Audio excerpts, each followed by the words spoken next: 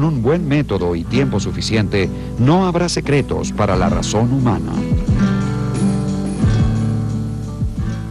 Pero de estas ideas, unas son innatas, otras adventicias y otras hechas por mí. Puesto que la facultad de aprehender qué son las cosas, qué es la verdad y qué es el pensamiento, no parece provenir de otro lugar que no sea mi propia naturaleza. Descartes resalta el papel de la capacidad de razonamiento abstracto por encima del de los sentidos. De hecho, subestima el papel de los sentidos, mientras que Francis Bacon y gran cantidad de sus seguidores en Gran Bretaña otorgan mucha más importancia a la función de los sentidos humanos como fuente fundamental de aporte de información, y tratan a la razón como una facultad secundaria que en líneas generales simplemente organiza el material de los sentidos.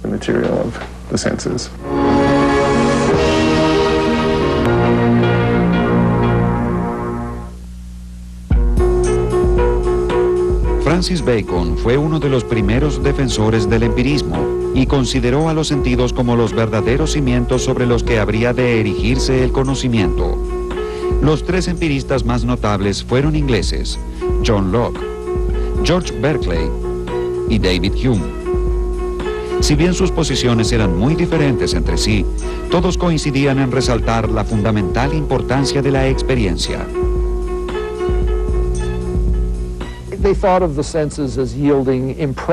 Consideraban que los sentidos producían impresiones o ideas en la mente, lo que nosotros conoceríamos como imágenes visuales. Es decir, que algo se vea de un cierto color y con una cierta forma. Y sostenían que estos datos sensoriales eran estados mentales u objetos que se presentan a la mente y están dentro de ella. John Locke fue un enemigo de la tiranía en todas sus formas y se opuso vehementemente a la noción cartesiana de las ideas innatas. Locke sostuvo que si estas verdades generales, como los principios lógicos y matemáticos, fueran innatos, un niño los conocería por sí mismo y no habría necesidad de enseñárselos.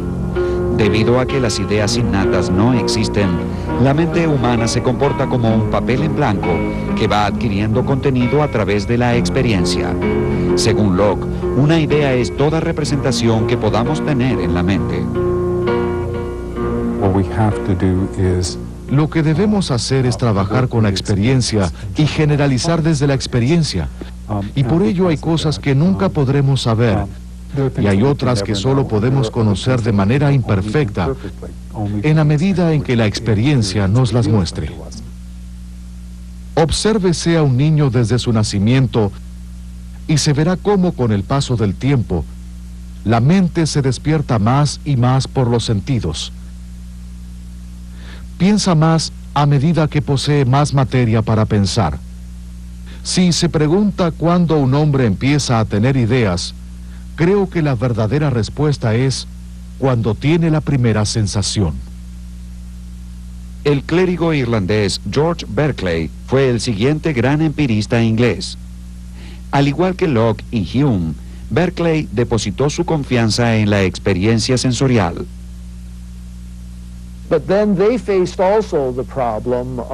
Ciertamente se enfrentaron con el siguiente problema: ¿cómo puedo pasar de lo que está dentro de la mente a lo que se encuentra fuera de ella, en el mundo físico? Y advirtieron que había un problema. Berkeley en particular vio que había un problema y tomó una posición muy radical. Para él era imposible hacer una inferencia a partir de las ideas dentro de la mente y llegar a algo totalmente diferente a las ideas. Y lo que dijo en realidad es que todo lo que las personas llaman el mundo físico exterior, todo lo externo a la mente, en realidad reside dentro de la mente. Es decir, que las sillas, las mesas y todo lo que pensamos como algo físico, en realidad existen dentro de nuestra mente. El filósofo escocés David Hume llevó el empirismo a su extremo lógico. Según Hume, una percepción es toda representación que podamos tener en la mente. Hay dos tipos de percepciones: las impresiones, que son fuertes y nítidas, y las ideas, que son copias débiles de las impresiones. Por ejemplo, ver el color rojo es una impresión, recordarlo o imaginarlo es una idea. Toda impresión deja una idea como huella, y toda idea se origina en último término en una impresión. So one kind of impression are sensations. And Hume would take those to be basic. Las sensaciones son un tipo de impresión y Hume dirá que estas son básicas. Una vez que uno encuentra el origen de una justificación en una impresión, no es posible avanzar más, y entonces se ha completado este tipo de regresión, con lo cual volvemos a la proposición fundamental. Según Hume, hay otro tipo de impresiones, no impresiones del mundo exterior, sino de mi propio estado. Por ejemplo, siento dolor o estoy feliz.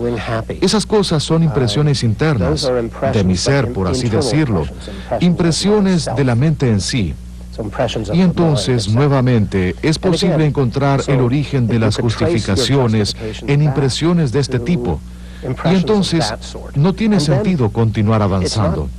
Hume dirá, no es posible seguir avanzando. Hume escribió: la mente es una especie de teatro en el que distintas percepciones se presentan de forma sucesiva. Hume creía que las impresiones pueden ser simples o complejas.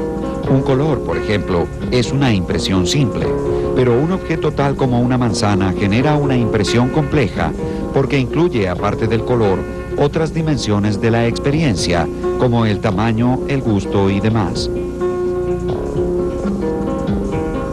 Una idea también puede ser simple o compleja. Muchas ideas complejas no se originan en la experiencia, sino que son el resultado de combinar en nuestra imaginación ideas simples o complejas que sí provienen de la experiencia. Hume llamó asociación a la actividad de relacionar ideas en la mente. La asociación puede ser de tres tipos: por semejanza, por contigüidad y por causalidad. Hablamos de semejanza cuando vemos el retrato de una persona y pensamos en la persona retratada. Decimos contigüidad cuando desde una ventana vemos un techo y suponemos que allí debajo hay una casa. Finalmente, la causalidad se refiere a nuestra expectativa de que ciertos hechos sean siempre seguidos por otros.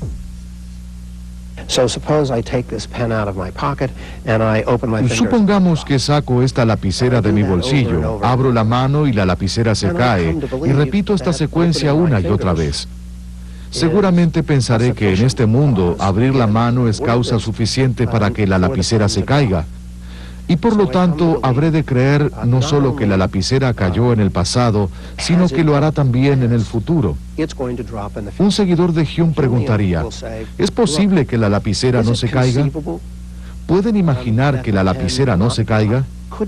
Yo diría que sí, que puedo imaginar que no se caiga, con lo cual, que la lapicera caiga no es algo a priori. Usted efectivamente prevé que la lapicera va a caerse, pero Hume diría, ¿existe alguna razón para creer que si abro mi mano, la lapicera caerá? Para Hume, la noción de causalidad se reduce a la impresión de anticipación que surge de haber experimentado repetidas veces un hecho que siempre es seguido de otro.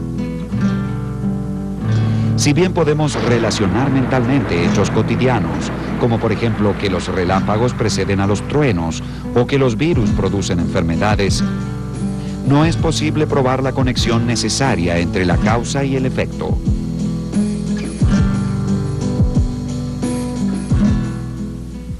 Cuando miramos los objetos externos en torno nuestro y examinamos el modo de operar de las causas, nunca podemos descubrir ninguna fuerza o conexión necesaria, ninguna cualidad que vincule el efecto con la causa y haga que el efecto sea una consecuencia inevitable de la causa. Solo encontramos que, de hecho, el uno sigue realmente a la otra. Hume sostenía que si bien podemos anticipar hechos que suceden en una secuencia, no es posible probar la existencia de una conexión necesaria entre ellos. ¿Quiere decir entonces que no es posible relacionar efectos y causas para elaborar teorías sobre el mundo?